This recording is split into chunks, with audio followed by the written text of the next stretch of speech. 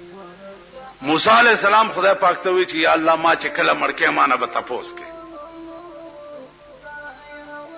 او ډېر وګدو مر راکا ویلې خدای د اس په ملا لاس کې ده چې ستا د لاس لاندې څومره ویښته رااله نو د ویښته په سر به یو کال عمر درکو.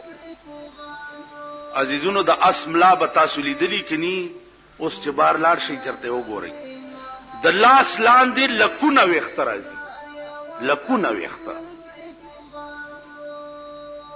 نو الله ته وفرمایل موسی علیہ السلام چې یا الله که دام خلاص شي بیا بیا به دې مړ کو.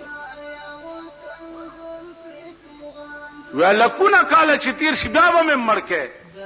او زما قانون دا دی موسی چې کل من علیها فان ويبقى وجه ربك ذو الجلال والاکرام.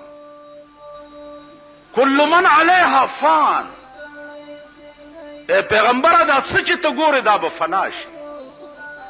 ويبقى وجه ربك ذو الجلال والاکرام داسې وخت به راشي چې صرف ستا د پروردگار ذات به باقی وي نور به هر څه فنا شي.